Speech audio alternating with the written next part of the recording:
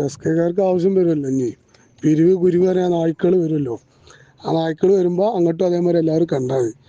മുണ്ടരാക്കൽ ഒന്നാമതിൽ ഈ പറഞ്ഞ മലപ്പുറം ജില്ല മൊത്തം വാരിട്ട് ഈ നായ്ക്കൾ ഇവിടെ മാത്രം കുറച്ച് നായ്ക്കൾ പണി ഉണ്ടാവില്ല. ഇനി ഇതിൽ നമ്മളിപ്പോൾ ഒന്നാമതിൽ വേടാ, പക്ഷെ നമുക്ക് ഇതപ്പം പറയാം. നമ്മളിവിടെ കൊണ്ടുവരുന്ന സജറും മറ്റവും പറഞ്ഞാട്ടെ ഇനി എസ് കെക്കാർ നായ്ക്കളൊക്കെ പറ്റേ നമ്മൾ കാണിച്ചു തരാം. ഓലെ കുടുംബ വോട്ടും മാമാന്റെ സഞ്ചൊക്കെ കിട്ടുന്ന അവസരങ്ങൾ മുഴുവൻ ഫേസ്ബുക്കിൽ നമ്മളെ ലീഗിന്റെ നമ്മുടെ പല പ്രമുഖരും നമ്മളെ ഭരണഘാട്ട പല പ്രമുഖരും കിട്ടുന്ന അവസരം മുഴുവൻ വാഫി സംവിധാനത്തിന് വേണ്ടി ഇതിനെ തകർക്കാൻ ഞങ്ങൾ സമ്മതിക്കൂല. ആർക്കെതിരെയാണ് ആ ചോദ്യങ്ങൾ? വാഫി സംവിധാനത്തിന് കണ്ടാണ്ട് ഇതിനെ തകർക്കാൻ ഞങ്ങൾ സമ്മതിക്കൂല. ഇതിനെ തകർക്കേണ്ട ഏത് ജമാഅത്ത് ഇസ്ലാമിന്റെ കൂടെ കൂടുകൂടാ, ഏത് ജമാഅത്ത് ഇസ്ലാമിനെയും വെള്ള പൂശ. നിങ്ങൾക്ക് തോന്നിയ കാര്യങ്ങളൊക്കെ നിങ്ങൾ ചെയ്യങ്ങോട്ട് വന്നിട്ട് നമ്മുടെ പ്രസ്ഥാനം, നമ്മുടെ ഇലാഹിയായ പ്രസ്ഥാനം നിങ്ങൾ ആരെയും കബളിപ്പിക്കണേ? നിങ്ങൾ ആരെയും കബളിപ്പിക്കുക? നിങ്ങൾ വന്നിട്ട് ആവേശം കൊള്ളിച്ചു കൊടുത്തിന് എല്ലാ പ്രാവശ്യവും ആവേശം കൊള്ളുന്ന കരുതികൾ കുറെ ആൾക്കാർ അങ്ങനെ ഉണ്ട്. ഓല ഫേസ്ബുക്കും പേജും ഓല പ്രൊഫൈലൊക്കെ നിർത്തി നോക്കിയാ സുപ്രഭാതം, ഇനി എന്റെ വീട്ടിൽ സുപ്രഭാതമില്ല. എല്ലാ കൊല്ലും പറയും ഇനി എന്റെ വീട്ടിൽ സുപ്രഭാതമില്ല. ഓ നിർത്തിട്ട് ഇപ്പൊ 3 കൊല്ലായി. ഞാൻ ഇനി അടുത്ത കൊല്ലം പിന്നെ പറയും ഞാൻ നിർത്തി. ഈ മാതിരി എല്ലാ തോന്നിവാസങ്ങളും ചെയ്തു വെച്ചാണ്ട് വരിക.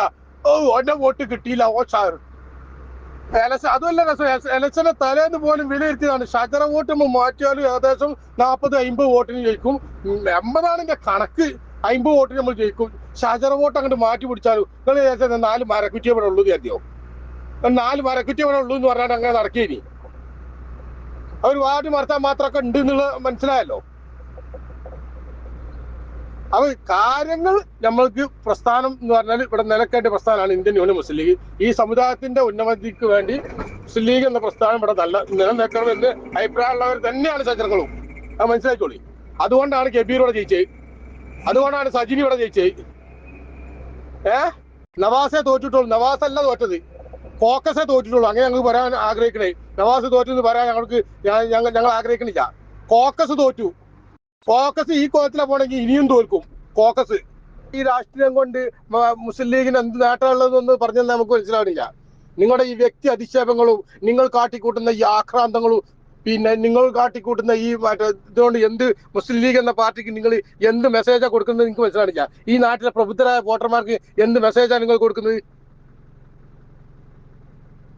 നമുക്ക് മനസ്സിലാവുന്നില്ല. ഞങ്ങൾ മനസ്സിലാക്കി തന്നെ നമ്മൾ അതിനനുസരിച്ച് നമ്മൾ പ്രതികരിക്കാം. ലീഗ് മുസ്ലിം ലീഗ് എന്ന പ്രസ്ഥാനം ഒരു സ്ഥലത്ത് പരാജയപ്പെടുന്നുണ്ടെങ്കിൽ അത്രയും കോട്ടയായി നിൽക്കുന്ന സ്ഥലത്ത് എന്ത് പരാജയപ്പെടുത്ത അതിനൊരു കാരണമുണ്ട്. ആ കാരണം എന്താന്നുള്ളത് നിങ്ങൾക്കും അറിയാം, ഞമ്മക്കും അറിയാം. എന്താന്നുള്ളത് നിങ്ങൾക്കും അറിയാം, ഞങ്ങൾക്ക് നിങ്ങളും അറിയായിട്ടല്ല. എന്നിട്ട് നിങ്ങൾ മുനാഫിക്ക് പട്ട ഇട്ടിട്ട് ഇറങ്ങിയൊക്കെ പോകും. നിങ്ങളുടെ മുനാഫിക്ക് പട്ടം കേട്ട അപ്പോഴത്തേക്ക് ഞങ്ങളങ്ങോട്ട് ഇവിടെ തകർന്ന് ഒലിച്ചു പോകുന്ന വരും ഞങ്ങള്. പിന്നെ നിങ്ങൾ ലീഗിൽ നിന്ന് ഞങ്ങളെ വരണ്ടി കളി ഒന്ന് വരണ്ടി കളി അത് കാണണല്ലോ. നിങ്ങൾ ലീഗിൽ നിന്ന് വരണ്ടി കളഞ്ഞാളും. ഇത് കായിദ മില്ലത്ത് മുഹമ്മദ് ഇസ്മായിലിന്റെ പാർട്ടിയെ ഞങ്ങൾക്ക് പഠിപ്പിച്ചെങ്ങള്. സെയ്ദ് അബ്ദുറഹ്മാൻ ബാഫക്കി തങ്ങളുടെ പാർട്ടിയെ ഞങ്ങൾക്ക് പഠിപ്പിച്ചെണ്ട. അതിന് നേരും നെറിയുണ്ട്.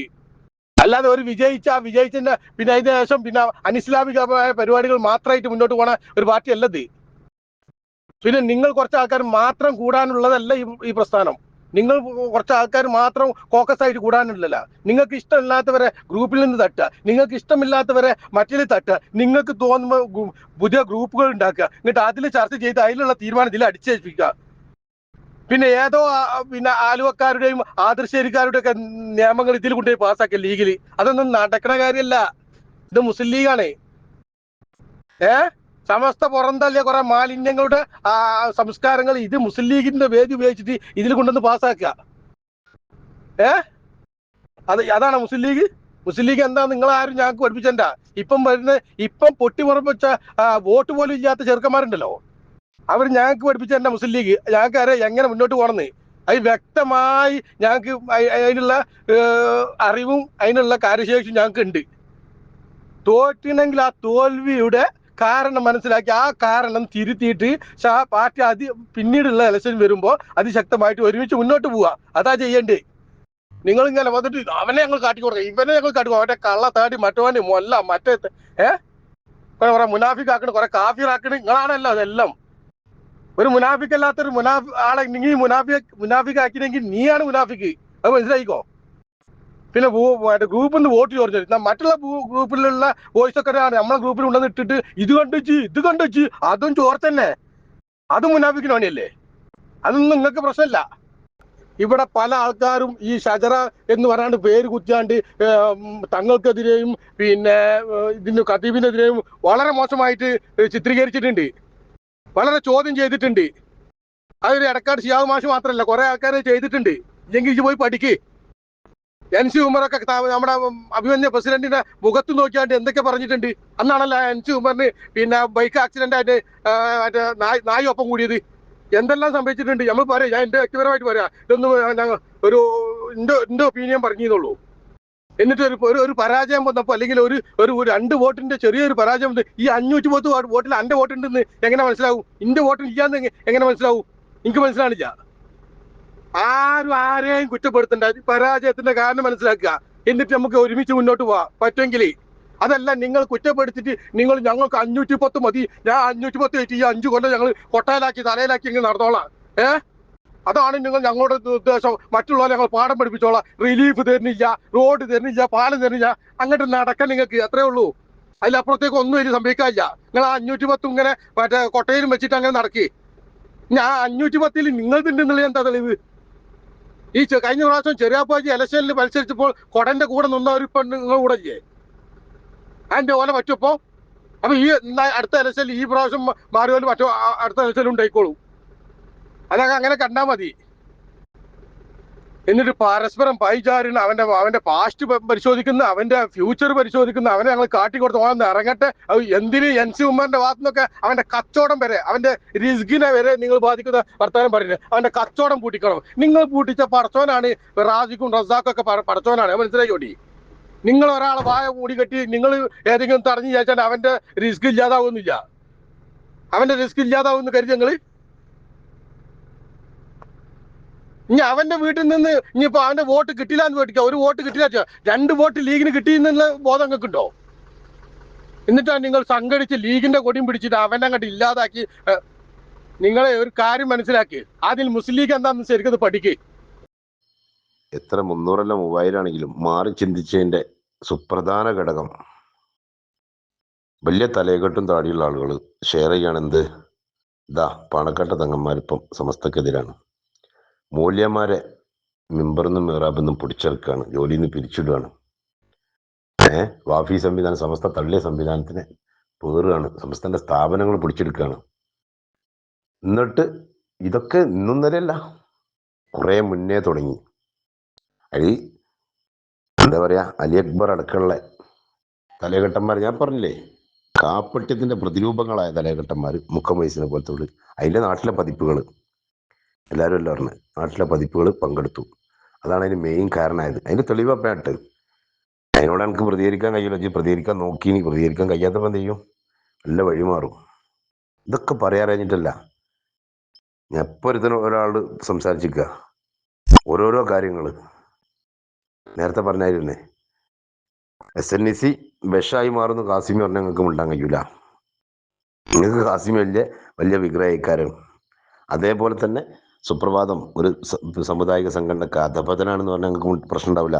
മദ്രസ പോയ ഇമാം പോകുന്ന പറഞ്ഞാൽ നിങ്ങൾക്ക് പ്രശ്നം ഉണ്ടാവില്ല. നിങ്ങൾക്ക് ദീനാണ്, നിങ്ങൾ ആദർശമാണ്, ആത്മാർത്ഥമാണെന്നൊക്കെ പറയും. ഇതിനൊന്നും നിങ്ങൾ പറയില്ല. ഒരുത്തം പറഞ്ഞിട്ട് മേലെ കമ്മ്യൂണിസ്റ്റ് ആവുന്ന ഇവിടെ പ്രശ്നമല്ല എന്ന് പറഞ്ഞു. എന്നാ അങ്ങനെ മുൻകാല ആലിമീങ്ങൾ അനുഭവിച്ചു.